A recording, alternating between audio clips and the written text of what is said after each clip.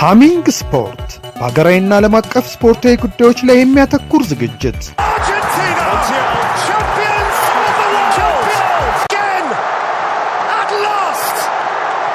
በሃሚንግ ስፖርት የስፖርት ዜናዎች፣ በተመረጡ ርዕሶች ላይ ውይይት፣ የእንግዳ ዝግጅት፣ የስፖርተኞች ግለ ታሪክና የሴቶችን እግር ኳስ በልዩ ሁኔታ ይዳስሳል።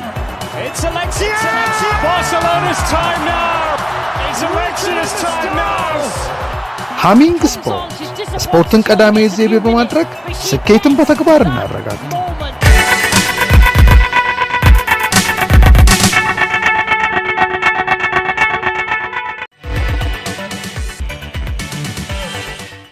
አድማጮቻችን ተመልሰናል። የባርክሌይ ሴቶች ሱፐር ሊግ እንደዚሁ በአሁኑ ሳምንት ባሳለፍነው ሳምንት በእንግሊዝ በጣም ትኩረትን ስቦ የነበረ ነው። ስለ ሴቶች እግር ኳስ ስናነሳ ያው ዓለም ላይም ከወንዶቹ አንጻር ስናየው ትኩረቱ ዝቅተኛ ቢሆንም በእኛ ሀገር ግን እጅግ በጣም ዝቅተኛ ነው። ግን በዚህ ዘመን በተለይም ደግሞ የተለያዩ አክሰሶች ሰው በሚያገኙበት ሰዓት ባለፈውም ጠቁሚያችኋለሁ የባርክሌይ ሴቶች ሱፐር ሊግን እንደዚሁ ይሄ ለተመልካቾቹ ብቻ አይደለም። በኢትዮጵያ ውስጥ ኢትዮጵያ የሴቶች ሊግ ውድድር አላት፣ ብሔራዊ ቡድን አላት።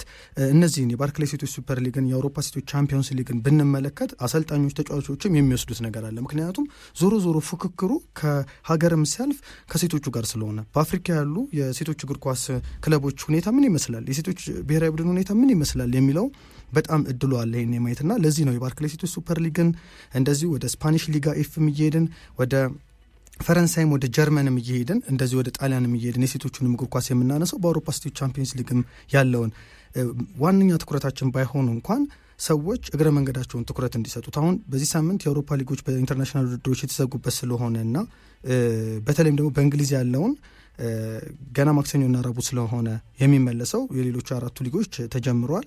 ትኩረቱ የነበረው የባርክሌይ ሴቶች ሱፐር ሊግ ፍጥጫ ላይ ነው። የአምናው የክለቦቹ ፉክክር ለበርካታ ዓመታት ሊጉን ከመቆጣጠር አንጻር የመጣ ነው። ይሄም በቼልሲና እንደዚሁ በማንቸስተር ሲቲ መካከል ያለውን ነገር ነው የምንመለከተው። የዘንድሮ ግን አሰልጣኞቹ የፈጠሩት ፉክክር ነው ሊጉን ሳቢ ያደረገው። በእርግጥ ያምነው እስከ መጨረሻው ሳምንት ድረስ በግብ ክፍያ ተበላልጠው ነው ቼልሲ ቻምፒዮን የሆነው። ኢማ ሃይስ ይዛው ከዲጃ ሾው ማንቸስተር ሲቲ እንደዚሁ በጎል ክፍያ ተበልጦ የባርክሌይ ሴቶች ሱፐር ሊግን ያጣው በመጨረሻ ሰዓት። የዘንድሮ ግን በጣም የተለየ ነው። በተለይም ደግሞ ሁለተኛው ዙር አጋማሽ ከተጀመረ በኋላ በጣም ፉክክሩ ጨምሯል። በተለይ በ18ኛው ሳምንት የቼልሲ ቡድን ከዌስትሃም ዩናይትድ ጋር 2-2 መለያየቱ፣ ክሪስታል ፓላስን 4-0 ያሸነፈው አርሰናል ከቼልሲ ጋር ያለውን የነጥብ ልዩነት ወደ 6 ነጥብ ዝቅ እንዲል አድርጓል። 4 ጨዋታዎች ቀላል አይደሉም። የባርክሌይ ሴቶች ሱፐር ሊግ ባለፈውም ጋር ጫለው 22 ሳምንት ነው ያሉት፣ 12 ክለቦች ነው የሚሳተፉበትና 4 ጨዋታዎች አይደለም 1 ወይ 2 ጨዋታ ውጤትን ሊገለብጡ ይችላሉ። ከታች ወራጅ ቀጠና ላይ ላሉ እንደዚሁም ደግሞ ለፕሪሚየር ሊጉ ቻምፒዮንነት ለሚፎካከሩ ክለቦችም በተመሳሳይ ማንቸስተር ዩናይትድም በአርሰናል የግብ ክፍያ ተበልጦ ነው እንጂ በእኩል 42 ነጥብ ነው ከቼልሲ 6 ነጥብ የያዘውና ከአምናው ዘንድሮ የባርክሌይ ሴቶች ሱፐር ሊግን ስንመለከተው ከቼልሲና ከማንቸስተር ሲቲ ፉክክር ብቻ ወጥቶ በሱፐር ሊጉ ማብቃይ ላይ እንዴት ያሁኑን ቅርጽ ያዘ ስንል ትልቁን አስተዋጽኦ የምንሰጠው በቼልሲ ለፈረንሳይ አሰልጣኝ ሶኒያ ቦምፓስተር፣ በአርሰናል ደግሞ ለኔዘርላንዳዊቷ ሬኒ ሲሊንገርስ እንደዚሁም ደግሞ በማንቸስተር ዩናይትድ ደግሞ ለእንግሊዛዊ ማርክ ስካነር ነው ትልቅ ድርሻ መስጠት ያለብን። እነዚህ አሰልጣኞች ቡድናቸውን በሚገባ ማቀናጀታቸውን የባርክሌይ ሴቶች ሱፐር ሊግ ሳቢ እንዲሆን ያደረገው። በተለይ ደግሞ በዘንድሮ ዓመት ደግሞ እንግሊዝ በአውሮፓ ሴቶች ቻምፒዮንስ ሊግ የግማሽ ፍጻሜም 2 ክለቦች ተወካይ አላት፣ አርሰናል አላት፣ ቼልሲ አላት እና ይሄ ቀላል ነገር አይደለም። ከስፔን ባርሴሎና እንደዚሁም ደግሞ ኦሎምፒክ ሊዮኔስም አሉና እነዚህ በአውሮፓ ሴቶች እግር ኳስ በክለቦቻቸው ዶሚኔት ያደረጉ ክለቦች አሁን ከሆኑ ከባርሴሎና ከነ ኦሎምፒክ ሊዮኔስ ቡድን ጋር የእንግሊዝ ክለቦች እንዲፎካከሩ ሆኗል። ለዚህም በእርግጥ የፈረንሳይ አሰልጣኝ ሶኒያ ቦምፓስተር መምጣት እንደዚሁም ደግሞ ኔዘርላንድ በወንድም በሴትም እግር ኳስ የሚታማ አይደለም አካዳሚዎቻቸውና የሬኒ ሲሊንገርስን መምጣት እነዚህ ነገሮች ፈጥሯል። በተለይ እንግሊዛውያን አሰልጣኞች ለሚበዙበት የባርክሌይ ሴቶች ሱፐር ሊግ ወይም ደግሞ ብሪታንያን አሰልጣኞች ለሚበዙበት ሊግ አዲስ የሆነ አያጨዋወት ዘይቤዎች ጋር እንዲተሳሰር አድርጓል ብዬ ነው የማስበው። በተለይ የአርሰናል አሰልጣኝ ሬኒ ሲሊንገርስ ስዊድናዊ የአርሰናል አሰልጣኝ የነበረው ጆናስ አድቫል ወደ አሜሪካ ክለብ ሳንዲያጎ ካመራ በኋላ በጊዜው ረዳት አሰልጣኝነት መታ ያሳየችው እንቅስቃሴ ውጤታማ ሆኖ በመገኘቱ ነው እንግዲህ የክለቡ አመራሮች በቋሚ ቅጥር ያመጣት ማለት ነው። አሰልጣኙ የመጣችበት ሰዓት የባርክሌይ ሴቶች ሱፐር ሊግ ጨዋታዎች ቀላል የማይባሉ ጨዋታዎች የተደረጉበት ወደ ውድድሩ አጋማሽ በተቀረበበት ወቅት መሆኑንም ስንመለከት ምን ያህል ቡድኑን እንደቀየረችው እንረዳለን። የአርሰናል ተከላካይ የሆነችው ሊያ ዊሊያምሰን እንደውም ስለዚህች አሰልጣኝ ስትገልጽ የሬኒ ሲሊንገርስ ትልቁ ኳሊቲ የተጫዋቾችን ስለንቦና የገነባችበት መንገድ ነው ስትል የገለጸችው። የትኛውንም አይነት ስብስብ ቢኖር በተለይ ደግሞ አዲስ ቡድንን ለተረከበ አሰልጣኝ ትልቁ የቡድኑን ስነልቦና መንፈስ መመለስ ነው። አሁን በሊቨርፑል አምበር ዊትሊ የሚጠበቅባት ይሄን ነው የማት ቢያርድ ከተሰናበቱ በኋላና ይሄ ነገር ሲሆን ነው ማሸነፍ ያለባቸው። በዚህ ሳምንትም ሊቨርፑል ተሸንፏልና የአምበር ዊትሊ ትልቁ ነገር በቀሪዎቹ 4 ጨዋታዎች የተጫዋቾቹን ስነ ልቦና ገንብታ ቢያንስ የተሻለ ደረጃ ይዛ እንድታጠናቀቅ መሆን መቻል አለበት። ሊቨርፑል ወራጅ ቀጠና ውስጥ ይገባል ተብሎ ባይታሰብም ግን አምና እንኳን የያዘውን 4ኛ ደረጃ የሚያገኝ አይመስልም አሁን ላይ ካለው አያያዙና በእርግጥ በትራንዚሽን ፔሪድ ላይ ነው ያለው።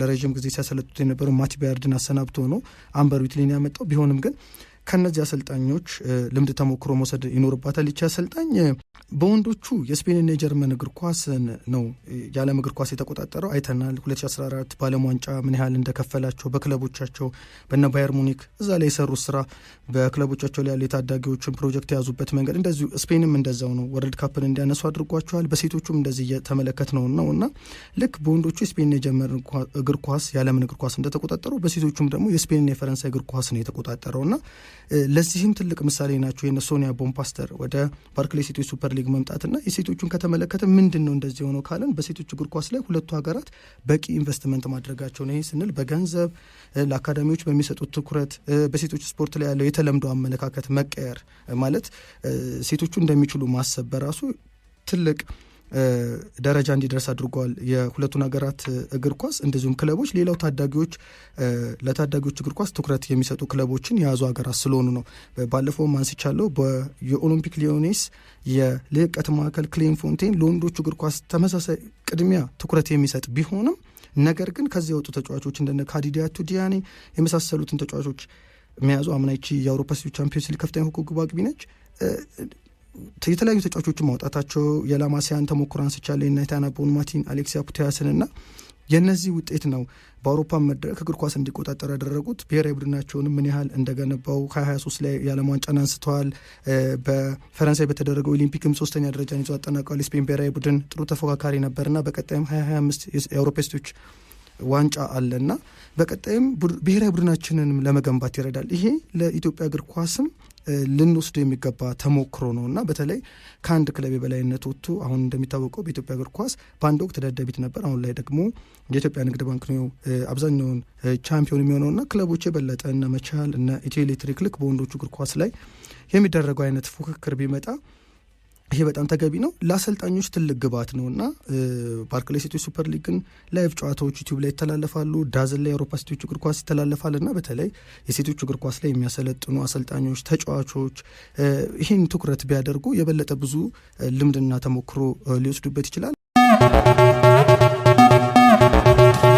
ሃሚንግ ስፖርት በሀገራዊና ዓለም አቀፍ ስፖርታዊ ጉዳዮች ላይ የሚያተኩር ዝግጅት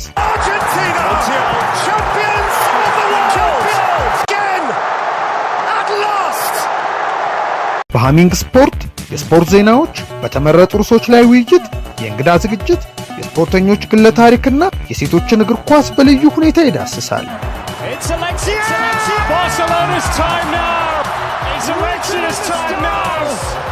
ሃሚንግ ስፖርት ስፖርትን ቀዳሚ ዘይቤ በማድረግ ስኬትን በተግባር እናረጋግጥ።